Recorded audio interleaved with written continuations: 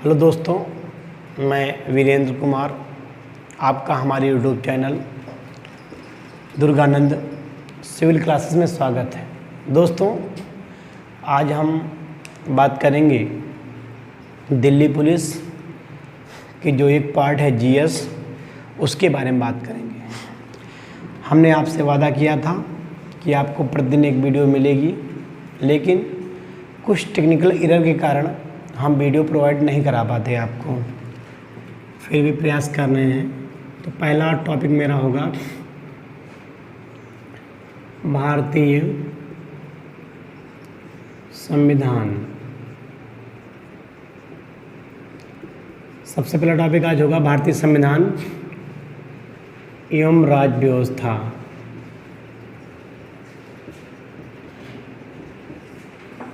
भारतीय संविधान एवं राज्य व्यवस्था, सबसे पहले हम ये जानेंगे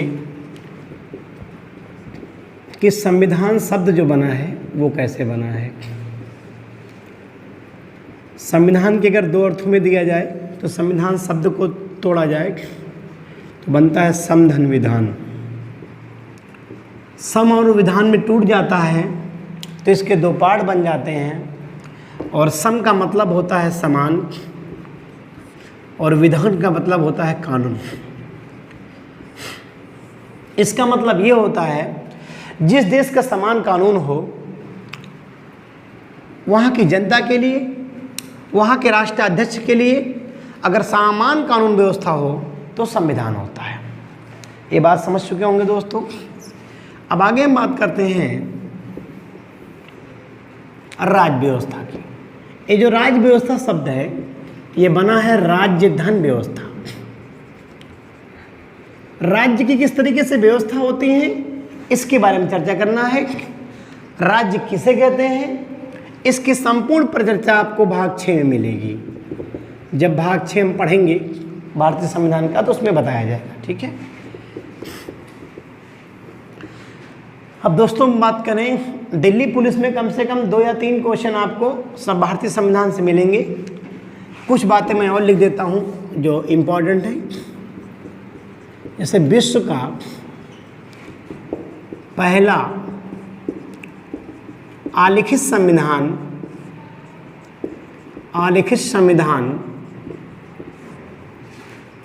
किस देश का है, तो यूके का है। विश्व का पहला लिखित संविधान कहाँ का है, यूके का है।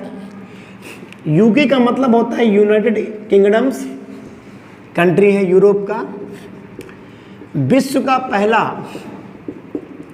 लिखित संविधान ये बच्चे कहाँ का है, तो इसको ध्यान देंगे, ये यूएसए का है, संयुक्त ठीक राज्य America, United state of America का है। अब नोट में बात करेंगे हम लोग, तो जो अमेरिका का संविधान है, क्योंकि अमेरिका एक कंट्री जो है ये यूरोपीय देशों का पहले गुलाम कंट्री था, लेकिन कुछ समय पश्चात क्या हुआ, ये आज़ाद हुआ। तो अमेरिका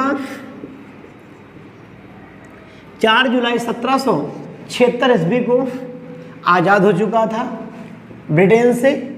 इस तरीके से यहाँ की जनता और यहाँ के शासन व्यवस्था को ध्यान में रखते हुए यहाँ की सरकार ने 1989 में नियम बनाए। 4 मार्च 1789 ईस्वी को यहाँ का संविधान लागू हुआ था। तो अगर पूछे एग्जाम में क्वेश्चन कि बताइए अमेरिका का संविधान कब लागू हुआ, तो 4 मार्च 1789 को। कुल कितने अनुच्छेद हैं, तो अमेरिका के संविधान में कुल 7 अनुच्छेद हैं, आपको ध्यान रखना है। उसकी बाद बात करेंगे हम कि विश्व का सबसे कठोर संविधान किस देश का है, तो विश्व का सबसे कठोर संविधान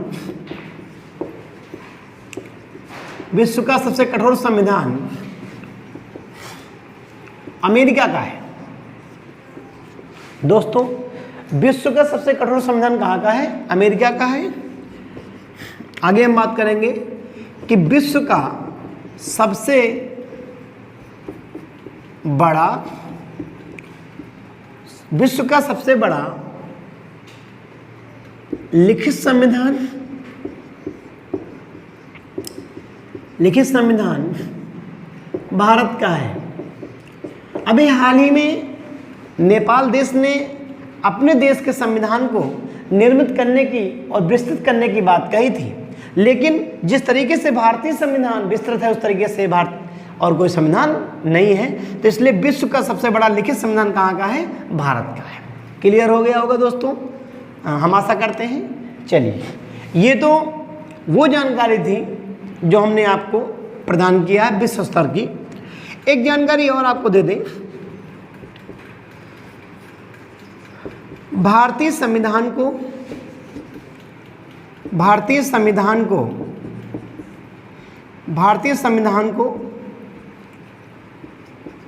उधारों का थैला, भारतीय संविधान को उधारों का थैला व वकीलों का स्वर्ग कहा जाता है।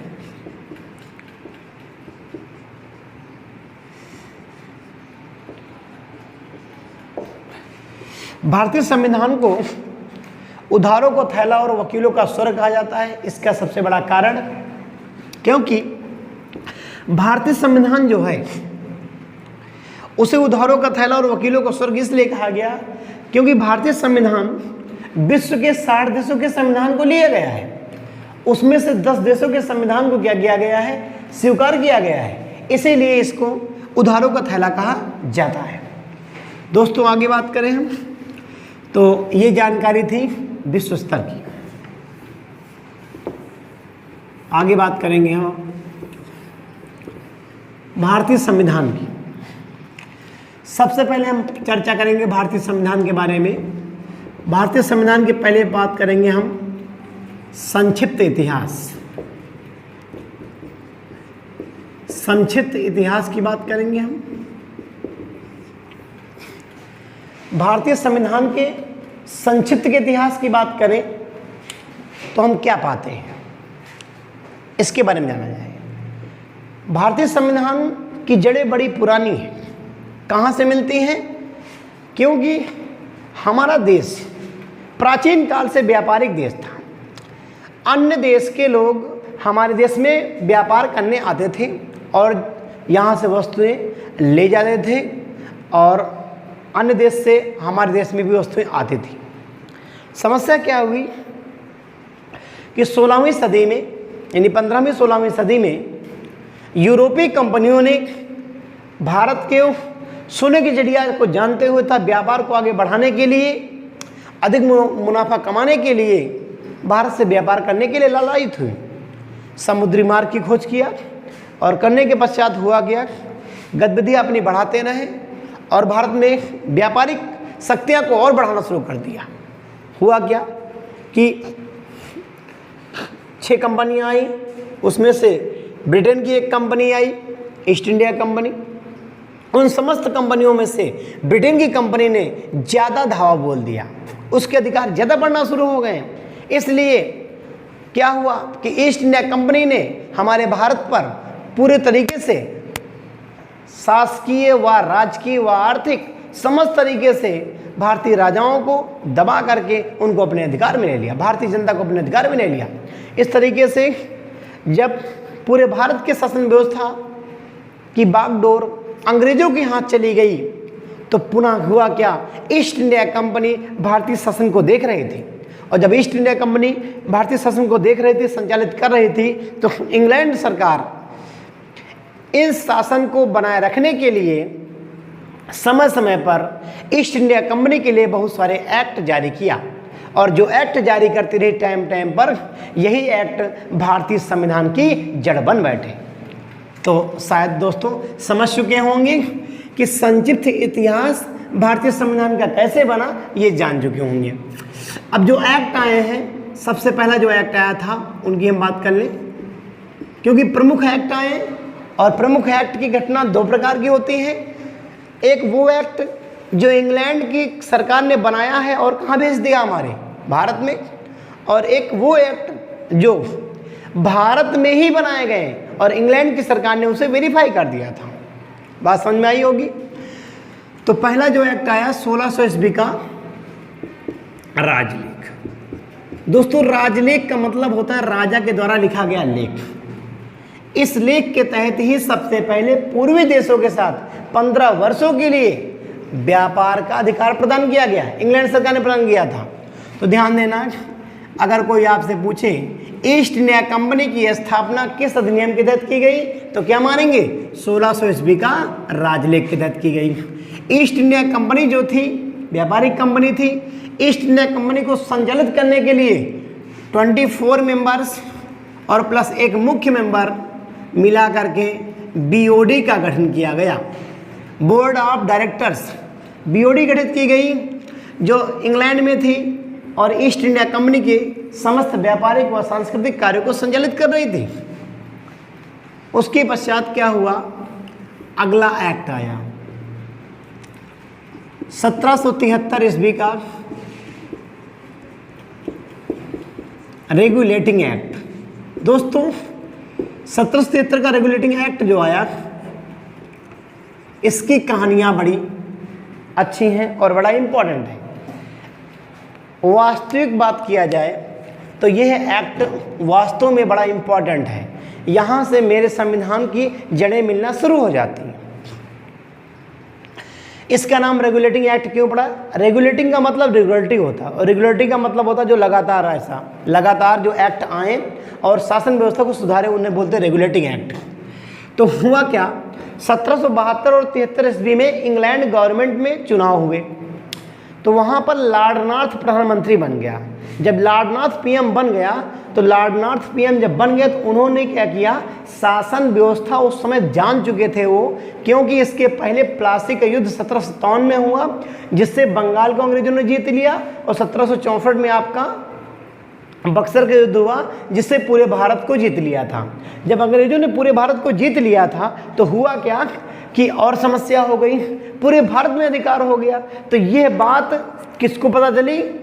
इंग्लैंड के पीएम, नया पीएम बना था, तो लॉर्ड नॉर्थ जो पीएम था उसने 1773 में अपने ही पार्लियामेंट में गुप्त समिति की सिफारिश पर एक विधेयक पारित कर दिया, और वो विधेयक एक्ट के रूप में भारत आया।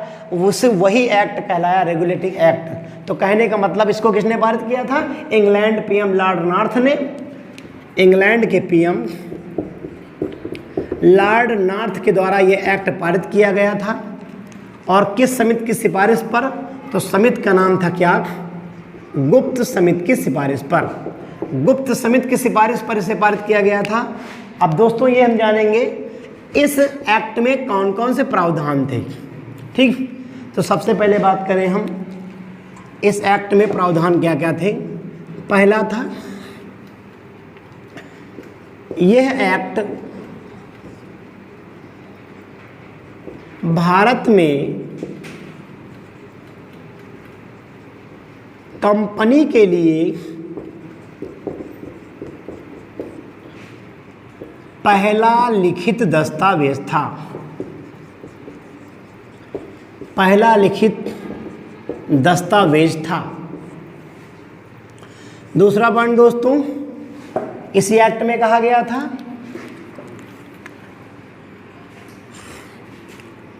अभी तक बंगाल,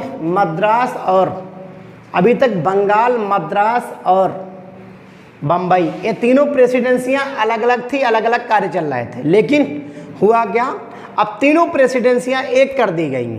शासन व्यवस्था में इसमें कहा गया था तीनों प्रेसिडेंसी एक रहेंगी और तीनों का मालिक एक रहेगा। इसीलिए बंगाल के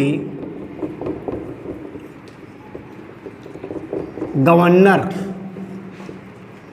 का नाम गवर्नर जनरल कर दिया गया। बंगाल के गवर्नर का नाम बदलकर क्या कर दिया गया? गवर्नर जनरल कर दिया गया। इस प्रकार बंगाल का पहला गवर्नर वारेन हेस्टिंग्स था। सॉरी, गवर्नर जनरल की बात कर रहे हैं हम, तो जनरल वारेन हेस्टिंग्स था।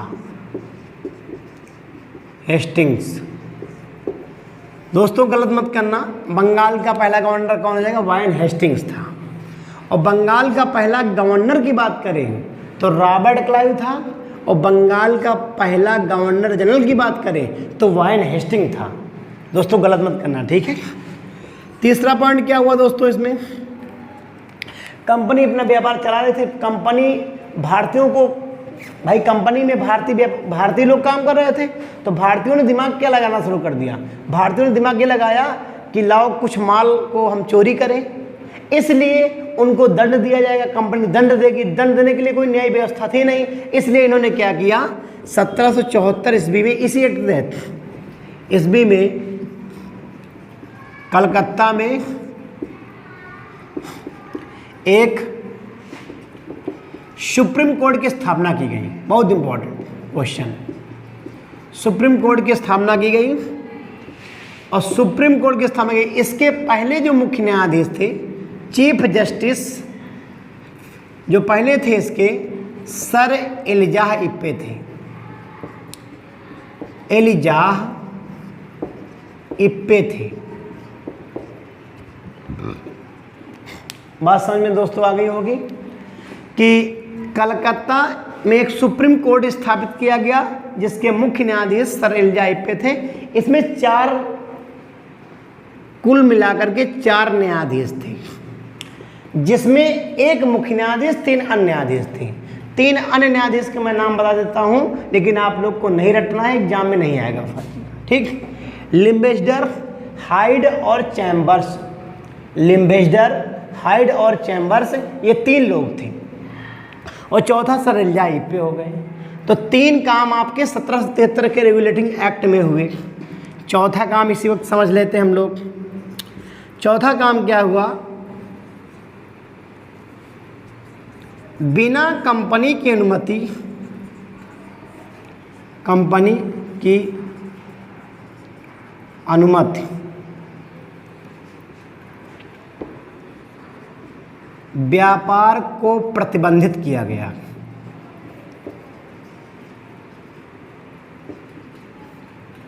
इसका मतलब दोस्तों ये कहा गया कि अगर आपको व्यापार करना है किसी भी देश के साथ, तो सबसे पहले आपको कंपनी पे पूछना पड़ेगा, कंपनी से आपको लाइसेंस लेना पड़ेगा। तो किताबों में लिखा होगा लाइसेंस, बिना लाइसेंस व्यापार की अनुमति प्रदान नहीं की जाती थी। तो ध्यान रखना है, बिना कंपनी की अनुमति के व्यापार को प्रतिबंधित कर दिया गया। इतने काम रेगुलेटिंग एक्ट 1773 में किए गए, यही आपके नियम दिए गए थे, तो इनको आपको याद रखना है, ठीक। आगे हम बात करें, इसको मिटा दें, समझ चुके होंगे आप लोग। इसके बाद आता है 1784 ईस्वी का Pitt's India act. Pitt's India act, Pitt's India act आया 1784 में। जब इंग्लैंड का नया पीएम सर विलियम पिट बना, तो सर विलियम पिट ने पीट्स इंडिया एक्ट पारित किया, भारत के लिए पारित किया कैबिनेट में, इसलिए इसका नाम पड़ा पीट्स इंडिया एक्ट। पहली बात तो ये। दूसरी बात है, समझें आप, इतने सारे एक्ट क्यों आए? इसलिए आए क्योंकि जो एक्ट आए थे उनमें कमियां थी, तो उन कमियों को पूरा करने के लिए नए एक्ट बनते रहते थे। इसमें 2 काम बहुत अच्छे से हुए थे। एक था बीओसी का गठन, इसमें 6 मेंबर थे, 6 सदस्य थे, बीओसी का गठन। और दूसरा काम था कंपनी के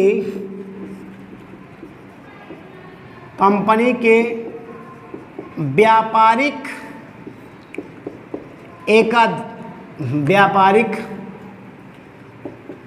कार्यों को राजनीतिक कार्यों से अलग कर दिया गया, अलग कर दिया गया। अब व्यापारिक कार्य अलग होगा, राजनीतिक कार्य अलग होगा, ये किया गया था। तीसरा पॉइंट बच्चा, कंपनी के कर्मचारियों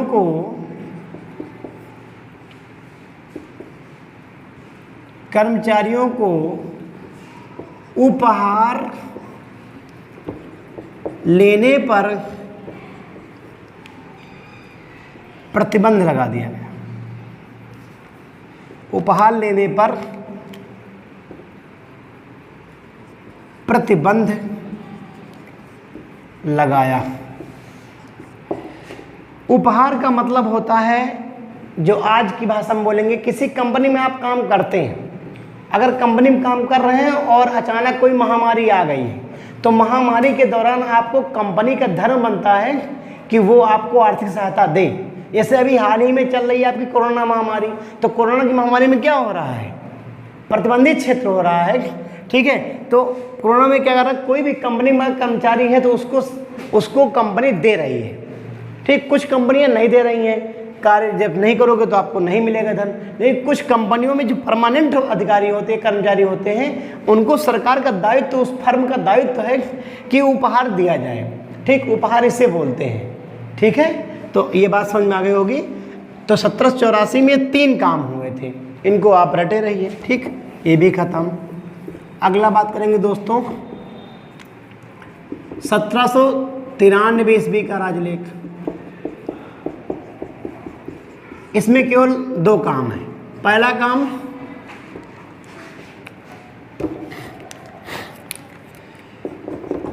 पहली बार कंपनी के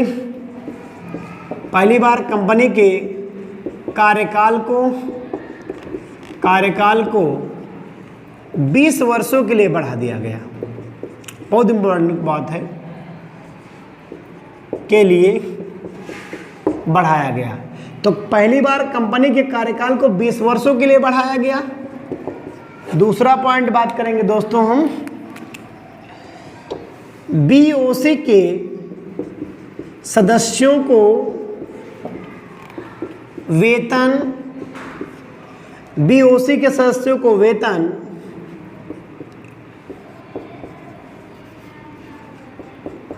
भारत के राजस्व से दिया जाने लगा।